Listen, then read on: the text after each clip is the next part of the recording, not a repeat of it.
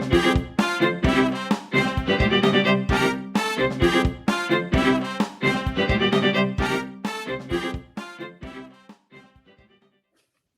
everybody and welcome to today's podcast, and I'm delighted to be joined by Susie.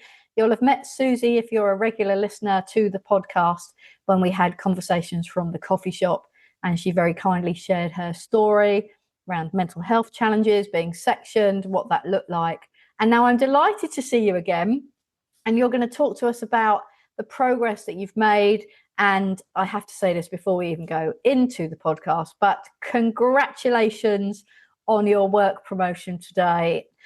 You should really be out celebrating, but you're here. So I'm very grateful that you're here and willing to share what's been going on in your life and what's next, because the what's next is very exciting, and we'll talk about that as we move forward. So welcome, Susie. Tell our listeners all about yourself and start wherever you'd like to in your story. Hi everyone, it's so lovely to be back on here. It feels like it was many moons ago now, but it's so lovely to be back, and thank you to everyone that listened to the first part of my story. I'm just here really to explain to everyone that I think I must have been about 17 when we recorded the first half, and I'm 21 now, so I've been through a lot more, but also had so many more positives. So I think for me, if recalling back, the main thing for me was how close I was with my mum. And my mum was the main person to get me through everything, and I wouldn't have got here without her. And I always thought it would just be me and my mum through everything. But I'm really happy. I have a partner now, which is exciting. And for me, from being in such a low point in my life, I never thought I'd be able to be loved by someone else. I thought it would just be my mum that can love me. And it just shows that when you're in a dark place, you can't see the light. But I am living that there is always a light at the end of the tunnel. So I still have bad days, bad weeks, even sometimes bad months, but it's really exciting that when I was 13, I wanted to end it all, and now I'm here at 21 years old at one of the happiest points in my life. So I think let's go back again. And I think, I don't want to get emotional. I was in a very dark place. Even, 16, 17, I was still in that dark place. And I never thought it would end. I lost my dad as well in the mix of it all. And that was really hard for me, which losing my dad was kind of like the icing on the cake for me, that I couldn't carry on. That was me done. And I think looking back, I was a different person. And I think, sorry, I think it's just, it was hard. And I think when you're in it, you can't see anything else. And I had so many people, even you, Nikki, telling me, it will come to an end and you will be okay. But you don't see it. And it's only now where I'm starting to see it. And I would say I'm at the happiest point in my life, and I'm only just starting to see it. So it's still a long road, but I think it does come to an end. And I think if I will talk this podcast, but if you take anything from it, it will end and it will get better. And I think if you believe it, it doesn't matter Like, you can be on your hardest day and just believe it's going to get better, and that's what will get you through. Yeah, I think it's hard for me. Even like, I've done so many talks about my story and things, and even now it's still hard to talk about it. But I think the more you talk and the more everyone talks, it's getting it out there. Do you know what I mean? That mental health is a thing and suicide is a thing. And the more it's spoke about, the more we learn, because you're never going to learn from something that no one knows about. Yeah.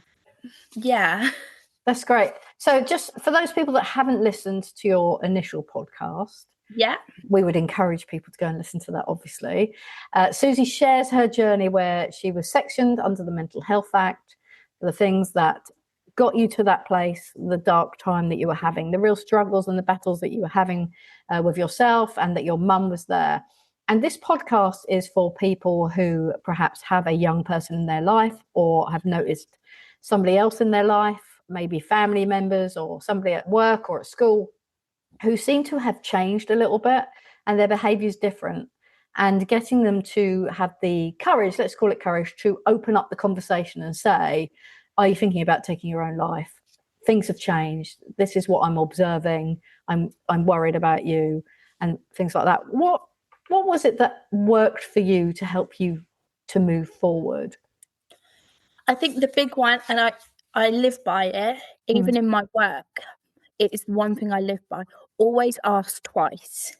Because you ask the first time and it's, oh, they're just asking because it's their job, or, you know, that they can say they've asked. But the second time, it sounds so stupid, but means they care. Do you know what I mean? Like, if you say, oh, are you okay? And they go, yeah, I'm all good. Oh, that's good. And move on. But if you go, are you really okay? For me, I'll probably burst into tears if I'm having a bad day.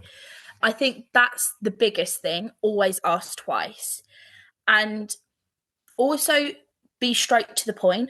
Because I noticed that if you're caught off guard, you don't have time to think, actually, how am I going to answer this question? Where if someone says, so how are you feeling? You can say, oh, yeah, I'm all right, I'm this. But if someone says, do you want to end your life? You're going to be like, well, how do I answer? Do you know what I mean? So it's being straight to the point, asking twice, and don't badger them. Okay. Like, because for me, I would say I had so much support after I come out of hospital, and I had DBT, I had CBT, I had family therapy, I had it all. You name it, I had it. But none of it was beneficial because I wasn't ready. Right. And if the young person or family member or whoever isn't ready to talk or get help, you're never going to win. You're not, because they need to be ready in themselves. But it's showing them how to be ready. So don't badger them on, you know, you can't kill yourself, you can't do this, because it's untrue. Like, they can. If they really want to, they can. And there's nothing you're going to say or do to stop that. But it's switching the roles and saying, if this is what you want to do, why? What can I do to help you, rather than you need to not do this for me? And I think that really helped as well. Like, obviously, like, I live by it. Like, mum's living her first life too. Do you know what I mean? We learn together. So she's quite lucky in the fact that when we were going through things, she might not have said the right thing or done the right thing.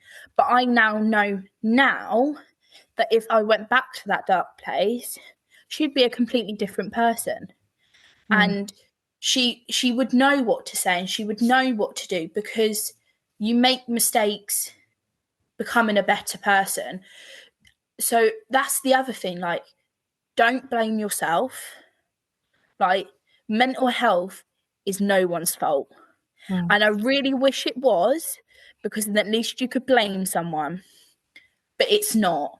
It's just a thing that some people have to deal, well, everyone really has to deal with, and the extent that some people go through to others is different, but it's no one's fault. And it's a big thing for me to admit that, because no one used to blame anyone for my mental health apart from me. It was me that blamed myself. I should be a normal kid. I should be able to do this. I should be able to do that. And now looking back on it, I've matured. I've learned, like, it is no one's fault. It's just, you wouldn't, if someone was diagnosed with cancer, you wouldn't blame them and you wouldn't blame yourself. So why do it with mental health? Yeah. There's some really great points there, Susie. I love that. Thank you so much for sharing. I really appreciate you being here, because you don't have to be here. You're giving up your time freely, and you're talking about something that's incredibly personal to you. But I also recognize, and having spoken to you before, for you, this is incredibly important to get out into the world, to share your experience and to help other people. So the first thing I'd like to come back to is the one where you said, ask twice. Love that. So important, because we do give that automatic response of, oh yeah, I'm fine, that brush off comment, and those safe, I call them safe conversations, where we're not really talking about anything and we're not really discussing what's going on, and yet underneath that safety is a whole host of things. So when somebody stops and goes, are you really okay, or whatever it might be, I love the fact that your brain, you said, well, oh, that's interesting, they've come back. That means you have interpreted that as they care. So you're more likely, I think your words were, I probably burst into tears if I'm having a terrible day. So that's a brilliant tip. I love that. So that's number one. Number two, get straight to the point. Get straight to the point. Yeah. Somebody says, okay, like, fine, okay, great, I'm lovely. You're thinking about taking your own life, is straight to the point. Now, some people listening to this might feel uncomfortable with that. And we can appreciate why people would feel uncomfortable with that. Some people might think that if I say to you, Susie, are you thinking about taking your own life? Are you going to kill yourself today? Are you suicidal? That is going to put the thought into your head. What would you like to say about that? No, because 9 times out of 10, the thought's already there. If you look at suicide rates and statistics, like, I am a little bit nerd with statistics and things like that, it's proof in the pudding. Like, hearing the word isn't going to make someone commit suicide. And it's just being open. And I think also, be prepared. If you're asking that question, be prepared for the answer you don't want. Because as soon as they say yes, you need to know how you're going to reply. Yeah. Because if I said, say you asked me, are you going to kill yourself? And I said yes, and you went, whoa.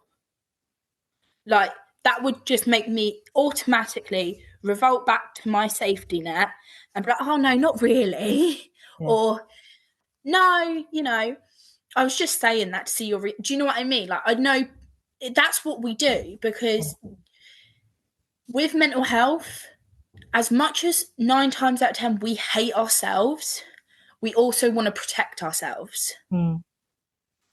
Yeah, that's thank you for that. That's really interesting that you said that. Yeah, if you're going to ask the question, be prepared for the answer and what steps you're going to take next. Really important. Love that. You talked about having that safe space where now, that you and your mum work through this together. And when people say to you, oh yeah, you need to do this, you need to do that, that's all about them. Yeah, don't kill yourself because I need you, whatever it might be. What we tend to do is it comes from a place of good intent, but we make it all about us and not about you, whereby we know the power of reflective language allows people who are in that space to think about what's actually going on, to recognize their emotions and to feel safe. So thank you very much for highlighting that as well. I think, and just to add, we know what we're leaving behind. We don't need to be told. We know, and it's not even, I mean, not obviously, I can only talk about my experience, but the amount of times I attempted and was told, what about your little brother growing up without a big sister? What about your mum having to bury her own child?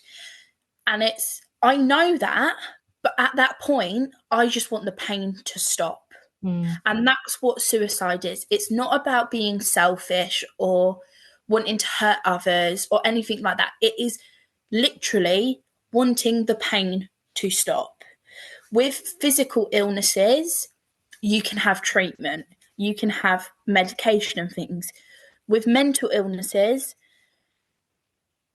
the medication doesn't stop it. Like, you can't take a painkiller and stop the pain that's literally suffocating your insides. You can't take a pill and your brain shut down. You can't. And I think that's what people don't understand.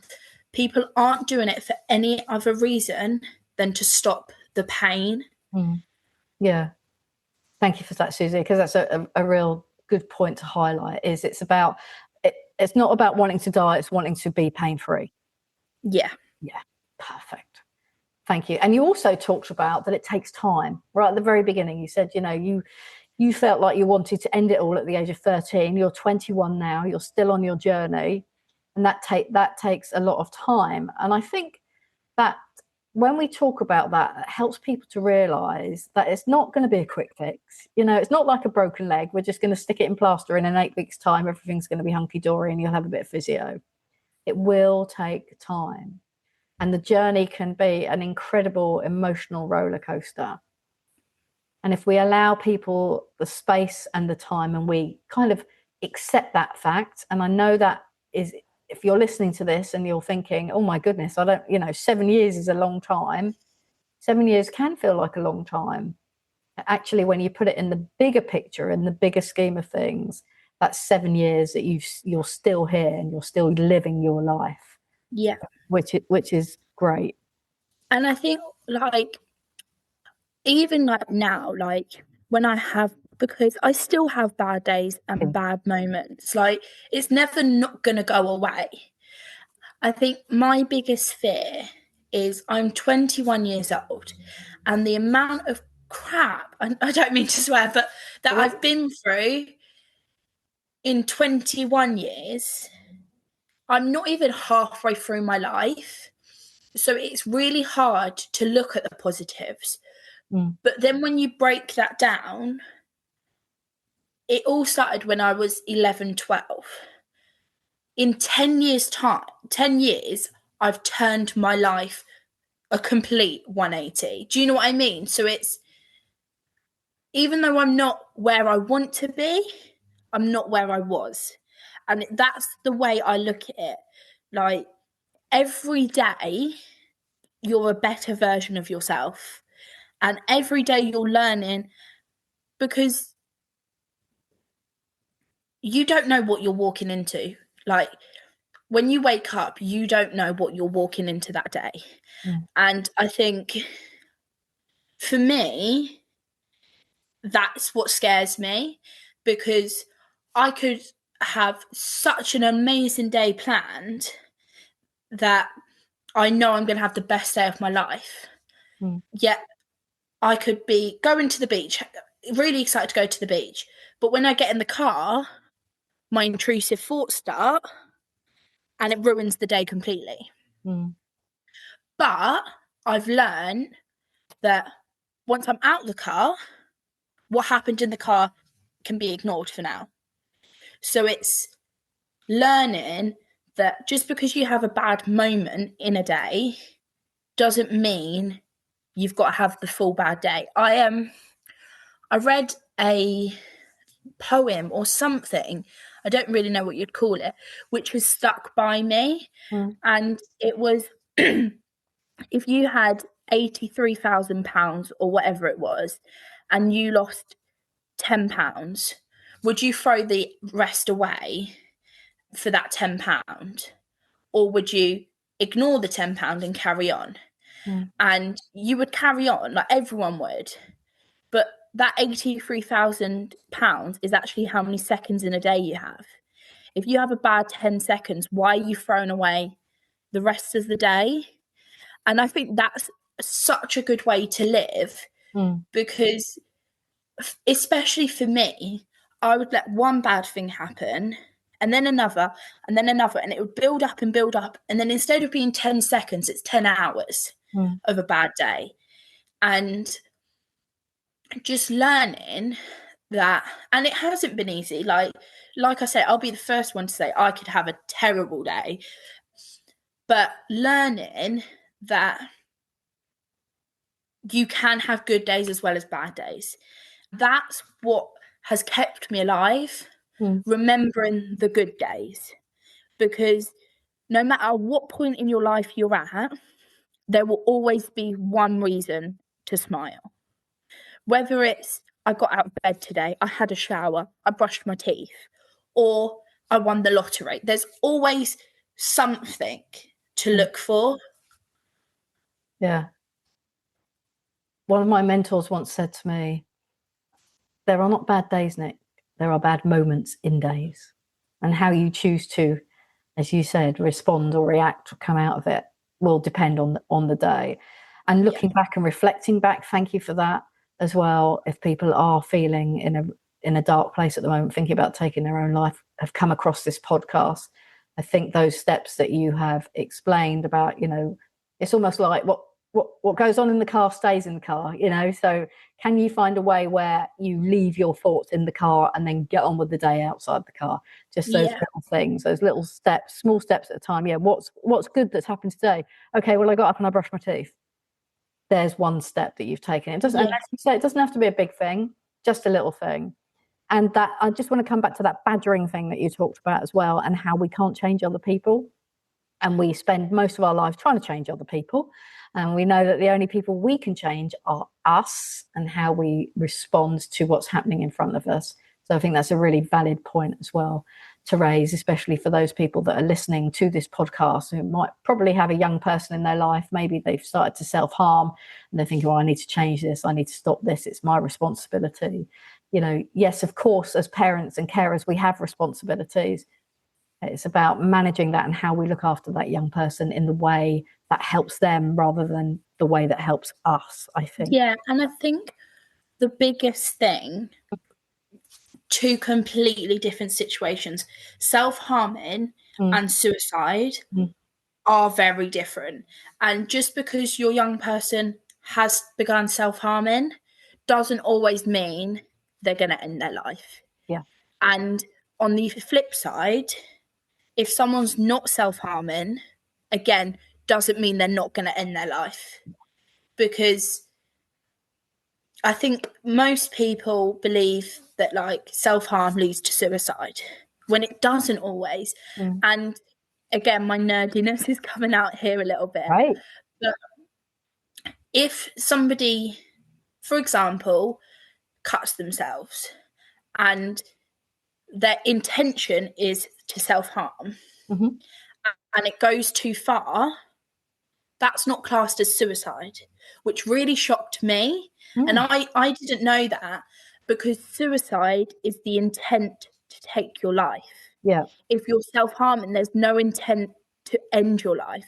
So I think, obviously, if your young person's self-harming, completely support them, but don't be like, oh my God, my young person's going to kill themselves because of that. Do you know what I mean? Obviously, be cautious, but it doesn't always mean that.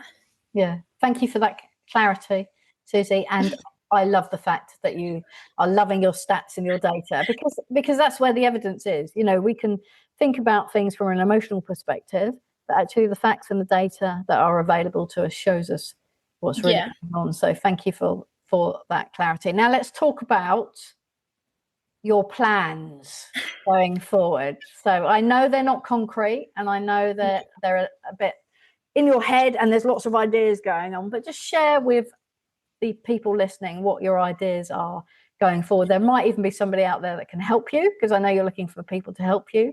So what are you going to do? So my plan is to set up a campaign, a charity. I don't really know what yet, but for prevention of suicide. Mm-hmm. And I think the main goal isn't to stop suicide, because you're never going to stop suicide. I don't care who you are, how much money you have, you're never going to stop it. Mm-hmm. It isn't going to happen. However, what's the word? Like, acknowledging suicide and taking the stigma away from suicide, we can do. And teaching people about suicide, training them on what to say and what not to say, and also having that open space where you can come and say, actually, this is my plan. I don't want to go through with it, but I don't see a way out. And coming to say, like me, and being like, I completely get that. I was there, and now look at me 7 years on. It does get better. Mm-hmm. And so there's a lot of ideas. I want a safe space. I want training. I want to do it all. But logistically, obviously I work full time. Mm-hmm. I've got a house to pay for and things like that. So it is going to be slow and steady. But as soon as I know things, I will give you the information and you can post it, Nikki, let everyone involved. Yeah. And even if you want to be a part of it, but you have no experience in suicide, come along. Like, we want people from all different backgrounds, because right this second, you might not have experience in suicide, but 3 months down the line, unfortunately, you might. And if you get the step ahead, you know how to deal with it. Yeah. And are you looking at young people specifically, Susie? What sort of, do you know? Yeah. People? Yeah. So I'm never, ever going to put an age on it. Yeah. Because I think as soon as you say this is for 12 to 15, there might be a 16-year-old that sees it and goes, that could help me. Oh, it's only for 15-year-olds. I'm not coming. But it is going to be targeted more younger people, because I don't have the knowledge of a 30-year-old with having suicide ideations, but I do have 13-year-old. Do you know what I mean? So it makes sense. Maybe if it gets massive, who knows? We could target it at all different people. But to begin with, it will be targeted at young people. Okay, great. Well, I'm looking forward to seeing that unfold. And I'm sure there are people listening to this that will be able to help out, give you some suggestions. Where's the best place to contact you if people do want to help you set up this charity? Probably Facebook. Facebook, yeah. Yeah, so it's Jamie Sue Simpkins on Facebook. Jamie Sue Simpkins. Just pop me a message. I am hoping to get a Facebook page up. Yep. But again, it's still in the pipeline. So if you just message me on my private, that's absolutely fine. And yeah. Jamie Sue Simpkins. Okay, great. We will add that to the notes that will go with this podcast, as well as all the help and support lines that are currently out there if you have been affected by today. Susie, is there anything else that you would like to say to people listening to this podcast before we wrap it up? Just don't give up.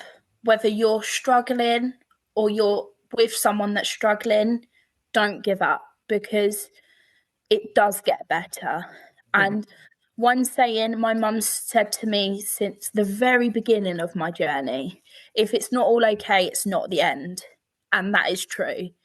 And it might not all be all okay until 50 years down the line, but that means it's not the end. Thank you.